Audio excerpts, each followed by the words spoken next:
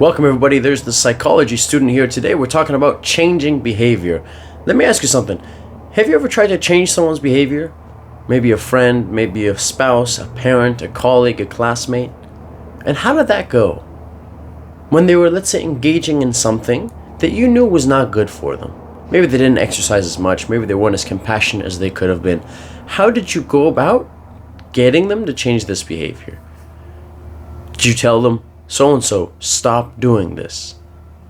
Did you try to convince someone that what they're doing is unhealthy? Like, let's say someone's having some fried chicken and you look at them and you go, do you know how unhealthy that is?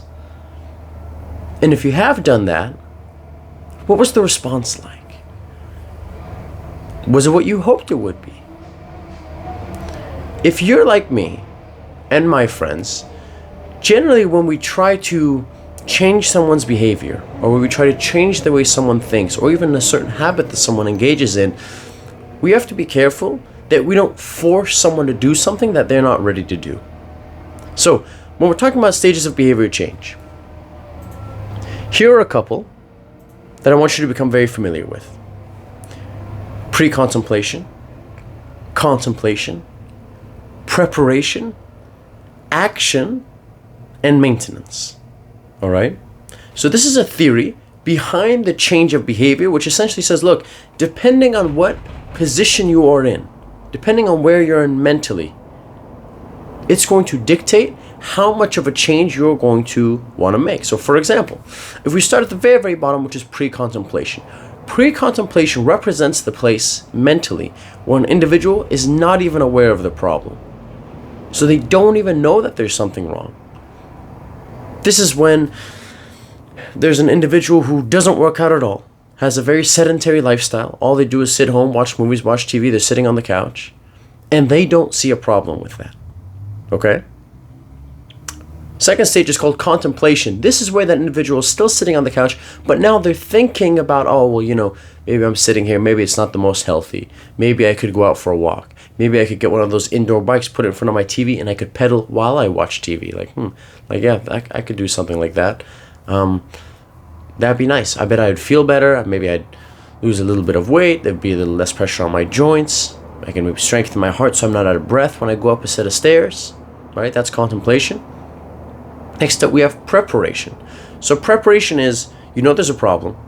You've thought about different reasons why it's a problem and how you can make it better. Now it's specifically thinking about how you would take action. So you start thinking, okay, well, I'm taking in this sedentary lifestyle. How can I start to branch away?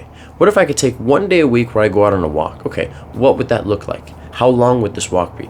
Would I measure this walk by distance completed or by time? Like a 10-minute walk or a 1 kilometer or whatever, 1 mile walk? How do I do this? How do I keep track of this? Right? So now you want to turn it into a concrete plan. That's why it's called the preparation stage. The next stage after preparation stage is called the action stage. This is where you implement that plan that you've created for yourself. This is where you actually go on that walk. So preparation is creating the plan. Action is implementing it, actually doing it, following through with it, which leads us to the last stage, which is called maintenance. And maintenance is just working to sustain that behavior. It's easy to engage in action once or twice or even 5 times, but to maintain it over weeks, over months, even over years, that's where it gets difficult. So here's a couple of things that are really important to know. When an individual is not in the correct stage of change, and we meet them at a different one, there will be resistance. For example, if someone's in the pre-contemplation stage of change, meaning they don't even recognize there's a problem, it would be strange, or if I was to approach that person and say, hey, dude, you really have to change this lifestyle. All you do is sit on your butt and watch TV. In their mind, there isn't a problem. So they might be shocked. They will definitely resist and they'll go, well, it's not a problem to me, or I never thought of it as a problem. So if someone's in that lowest point of the stage, it's very hard to get someone to change. Extremely hard. Not only that, they might dig their heels in and they'll push back the other way. No, there's nothing wrong with what I'm doing. Mind your own business. I'm perfectly happy the way I am. I'm sure you've met a lot of people who are in the contemplation stage. hey man, you should finally move, or hey man, you should finally make this decision, or do this, or do that, or do that, or do this.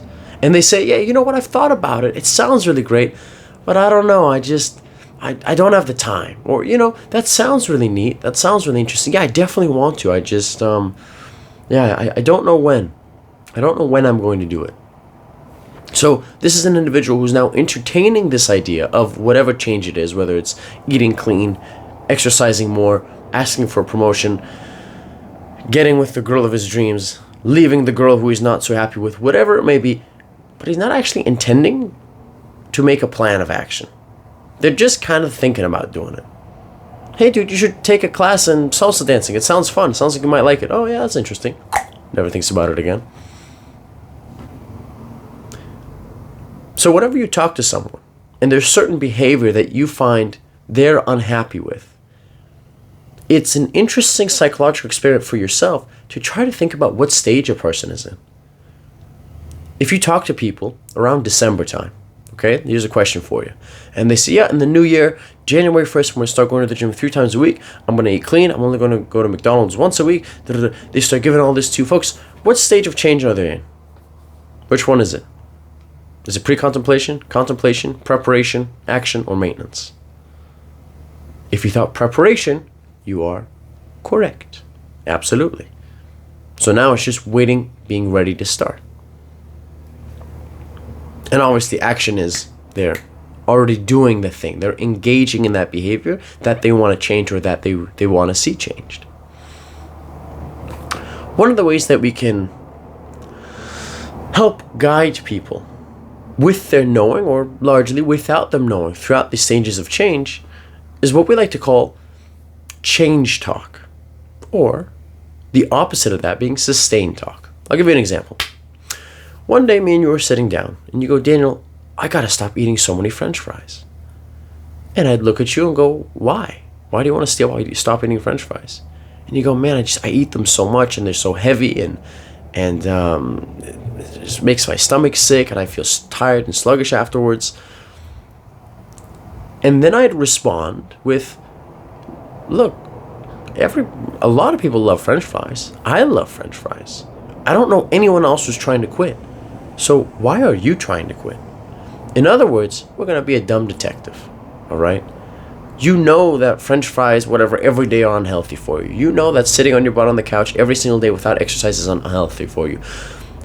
The key here is, rather than me spouting the knowledge of what you should do or why this is harmful and why that would be better, I want that individual to say it themselves.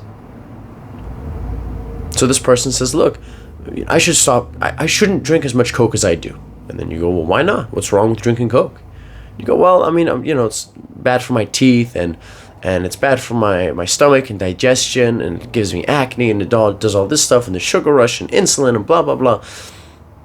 And then you go, well, look, dude, lots of people drink Coke and they're not quitting. So I don't know what's the big deal about, why would you want to quit Coke? Doesn't it taste delicious?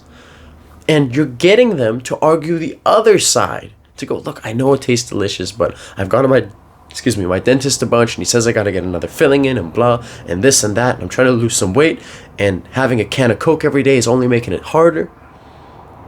So now what they've engaged in is change talk. Talk which starts to motivate this person to engage in these ideas of change. What would change look like? And then you can ask them, you can say, okay, well, do you want to just never drink Coke again? Do you want to cut down? What does that look like for you?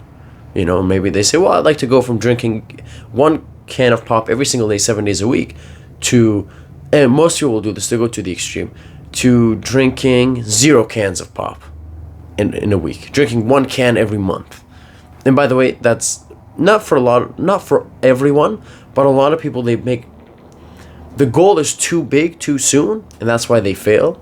And they feel like a failure, and they're like, I can't do it, so they go back to the habit. So if you're ever putting goals for yourself, I would always advise, go easier. If you're drinking 7 cans of pop a day, if you can go down to 7 cans of pop a week, if you can go down to 3 or 4 cans a week, that's incredible. That's awesome.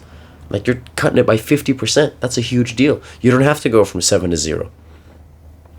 But regardless, you get this individual to talk about this change rather than what we do. right? What do other people do normally? We reverse it. We start talking about the change. We say, you got to stop drinking pop because it's going to do this to you. It's going to do this to your teeth. It's going to do this to your body. It's going to do this to your weight loss regimen. And what do they say? They dig their heels in. And they're going to say, yeah, I know, but... So all of a sudden the conversation changes from Daniel believes I should do this to I think I should do this. And when people reach an idea themselves, without thinking that it was someone else's idea, the chances that they will execute on that, they will take that idea, run with it, make a preparation, make a plan of action, and actually follow through is much higher. Much, much, much, much higher. So look, folks, I'm a man of pragmatism. I'm a man of practicality. This means when you're talking to your friends, when you're talking to your family members, I want you to think about these stages of change. And it could be for whatever. It could be with your supervisor. It could be with a colleague. It could be with a friend. And you ask them, hey, when are you finally going to implement this new plan at work? Is it going to be, what do you mean? There is no problem. Then you got to think, oh, okay, that was pre-contemplation. Like, yeah, actually, yeah, I've got the whole plan set up. This is how we're going to do it. This is how we're going to do it. This is how we're doing it. Hopefully we'll start on Monday. Oh, okay, they're in preparation stage. Oh, you're already doing it? You're doing the thing? You've done it? Okay, action. Excellent. Oh, not only have you done it once, you've done it a few times and you're still continuing to do it? Okay, you're in the maintenance stage. And when you understand that, you don't rush people to where they want to get. Folks, if you're in a level, if you're in a lesson, could be whatever, salsa dancing, could be swimming, it could be lacrosse. One of the worst things we can do for an individual is put them in a level that they are not ready to be in.